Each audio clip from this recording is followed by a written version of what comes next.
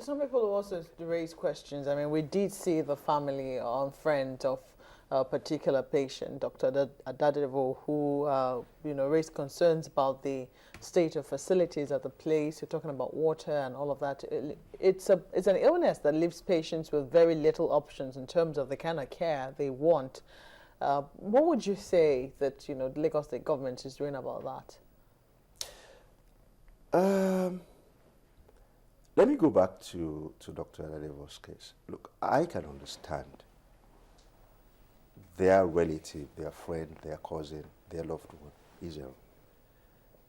But I think the misconception there was that people did not understand that there are basic protocols you follow in this particular outbreak. And part of the meeting we had with them was actually to share this with them. I think it was a case of seeing certain things that they thought were wrong, but did not actually find out why those things were there. I could imagine when somebody talked about the fact that there was no water in there, and that they were seeing people using buckets to fetch water. Those buckets that they saw were decontamination points, because what we basically do, as much as we like to treat the patient, we must protect the health worker. So every time you go in, you dip your hand in a chlorinated water, which is made to some certain specifications. And so what they saw were people putting chlorinated water that had already been prepared into those buckets at those decontamination points. IDH has, as of now, has 3 generators, a 250 kVA, a 100 kVA, and a 60 kVA. It has its own dedicated borehole and water treatment. It has its own sewage. So, like I said, I think it's as of now. Yes, but that wasn't even the case. Even then, yes, because the 250 kVA actually is what IDH uses. The 100 kVA is attached to the MDR lab. MDR wards that we're using now, that has been converted back into an isolation facility. The new 60 kVA was attached to the new facility that we built from scratch. So it had always been there. It's not something that just got in there. But like I said, I think it's the anxiety. But unfortunately, in this particular situation, there are protocols to be followed. And these protocols are the ones that have been successful. Have you held a meeting with at least the relatives of those people? Do you meet them to at least reassure them? Because we don't know how often they get to see their relatives who are said to have the disease. Yeah, the last time the minister came to Lagos for his press address, we had a meeting with the representative of the family, included I, the Commissioner for Health, the Minister for Health, and Dr. Faisal Shuaib, who is the incident manager of the EOC. And we had a long discussion and we explained things to them. And I think they were satisfied by the time we left them. That was after they held the press conference or before?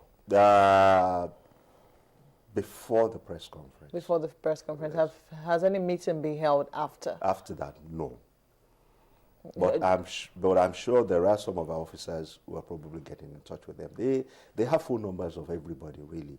And so we actually express to them that they can always express their concerns anytime. Are the relatives of the patients allowed to see them? No. They're not? No. Until they're discharged? It's until they are discharged. When they are discharged, we inform the relatives. Or when they are clear, we inform the relatives so that they can make preparations to come and pick them up. But they're allowed to have phone calls? Yes, they're allowed to have phone calls because the patients do have phones. You can't travel by phone. So. Are we using the experimental drug? No. But do we have it? Yes, it's in the country, but Which it one? is not. Okay, then maybe that's what I should have asked. Which one are you asking? Are we using the drug Zimap? No. Is it in the country? No. Zimap, look, I think we are. Look at it this way. There are 3 people right now that Zimap have been used for.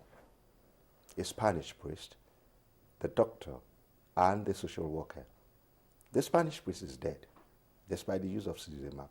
The doctor is doing very well.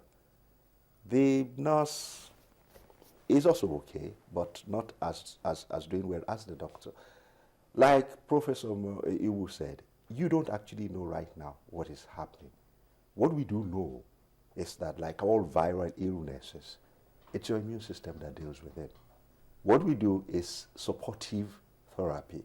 That's what you've been doing with the 4 people. And that's what we've been doing with the 5 that had been discharged. Okay. It's supportive therapy. Supportive therapy, what does it imply? Look, the symptoms are you lose a lot of fluid, you use electrolytes, you have fever, you have pain. You try to do that. You give them good food.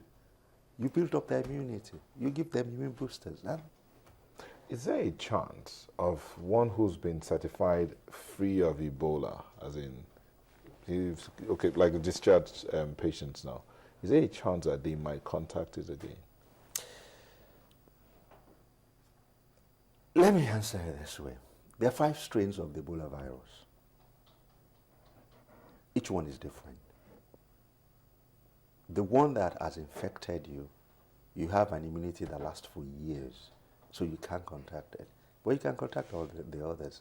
But what we also do know is that the more common strain of it is the Zaire Ebola, the one that is happening now. And that has been the strain in Africa generally.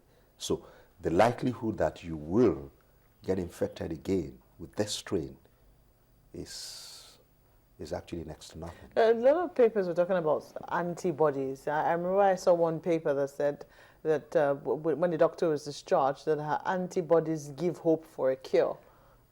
Is it something we were looking at? Is it something that's feasible? Yes, we are. What you probably do basically is that you take a blood sample and you separate, and you use the fluid part of it, because that's what contains the antibodies. The antibodies, usually what happens is that when they are well, you have these 2 sets of antibodies. One that actually protects you over a long period, and one that really fights. So if you're able to actually take these things and you separate the plasma, you can actually put it back into another person who is ill. And these things has actually been done in other countries that has happened, and we've had some successes. So it's something we're probably looking at.